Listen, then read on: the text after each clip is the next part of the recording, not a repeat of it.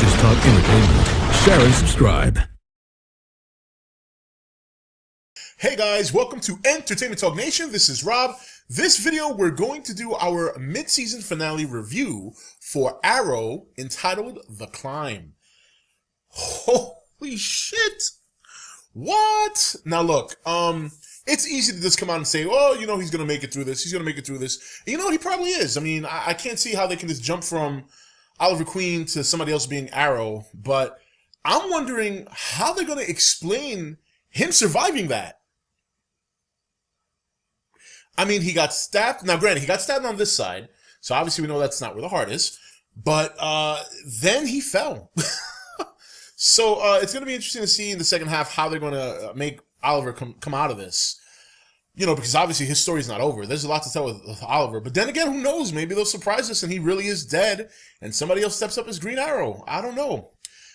So overall, very, very good mid-season finale as well. You know, the Thea being the murderer of Sara, that wasn't too surprising, but it wasn't upsetting either. They did a good job setting that up through Merlin, who now you can see, at least in my opinion, doesn't really care about Thea. He basically used Thea and Oliver to clear his own name with the League of Shadows. He knows he can't take down Ra's al Ghul, so he forces Oliver's hand to go and take down Ra's al Ghul for him, which he knows Oliver's not going to do. But, you know, what I'm trying to figure out is how the fuck did he convince Thea to do it? Really, like, how did I mean, I know he spent a lot of time with her. Obviously, he trained her. But how did he convince her to kill Sara? When just a year ago, Sara and Thea, I wouldn't say they were close, but they got along fairly well. Hell, Sara worked for Thea. So how now is Thea suddenly motivated to kill Sara? That's what I want to know. And I'm sure we'll get an answer to that question. There's no way they could ignore that. Perhaps Merlin just decided to tell Thea, look, she's the reason why you and your brother aren't close. Your brother's obsessed with her. You need to get rid of her, blah, blah, blah, blah, blah. I don't know, though, but I don't even think that kind of story would convince Thea to do it. So we'll have to wait and see. You know, it was nice to see, the Atom, that suit and all that. And obviously, we're probably going to get to see him later on. But it's kind of funny knowing now that we're going to see Brandon Routh play another hero. I thought he did pretty good as Superman a couple years back. I know a lot of people aren't too much fans, but I'm a big Superman fan. So I wasn't too disappointed with Brandon Routh as Superman back in the day. So it'll be interesting to see him don another suit. And I think that's going to be pretty fun. You know, it's interesting how this episode, I kind of feel like well, not this episode, mainly the first half of the season, because it's the big mystery's been who's Sara's killer? Who's Sara's killer? What I said about Thea being the killer, once again, my question being, how did Malcolm convince her to do it? Oliver had to know he was going to get his ass whooped. I mean, you know, we knew that he was going to lose. I knew he was going to lose. I didn't think he'd get killed or nearly killed. Now, other interesting parts of the show, obviously, now we have Ray asking Felicity basically to kind of be his sidekick or do the same thing for him that Felicity does for Oliver. So it's going to be interesting to see if she takes him up on his offer. And obviously, he's gone through some pretty traumatic stuff himself, and he confessed that to Felicity. And that's another interesting aspect of the show, wondering how Felicity is going to handle that, wondering if she's going to continue to pursue anything with him, if he continues to make moves towards her. But, you know, she still loves Oliver.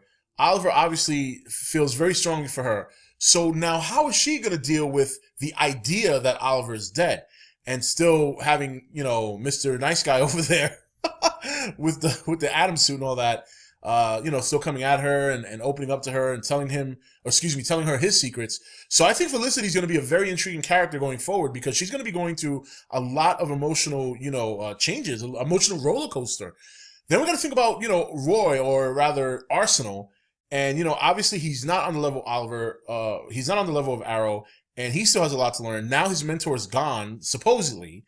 So, you know, is he going to be able to, handle the job while Oliver's gone or out of commission? Is he going to be able to go through the streets of Starling City and really take care of business? I think he'll do fine, but I think in groups, I don't know how he's going to be. You know, like Oliver handles groups very well. But, you know, we'll see. We'll see how it happens. I know on a bigger scale, I don't think he's ready. You know, when you talk about villains like, you know, Deathstroke and the League, I don't think he's ready for stuff like that. So we'll see how he handles this situation. And then, of course, there's Diggle.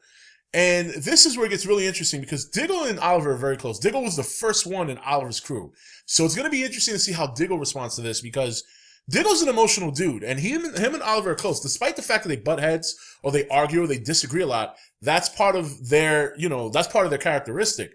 And that's what makes them so close is because they have a great passion for what they do, but they also care about each other. So Diggle, oh man, I don't know, because that's going to be interesting too, because remember, he's got Lila, he's got his baby. Is he going to go on a vengeance streak? Is he going to really get involved? I know he is. But it's going to make for such interesting, conflicting moments for all these characters. And the best part about it is it's going to give all these characters room to grow if Oliver's out of commission for a couple episodes in the second half. Plus, let's not forget, Laurel is on the path to replacing her sister as the Canary. And now she's got her mother motivating her. And that's another, hero type character that we can expect. I mean, we've all read the articles already. We can expect to see in the second half. So a lot of things are going to go down. Ra's al Ghul obviously still going to be around. Oliver's going to have to kill him at some point, whether it's the end of this season or sometime next season. But between Arrow and Ra's al Ghul and Flash and Reverse Flash, man, our favorite CW heroes have a lot ahead of them. Man, they've got their work cut out.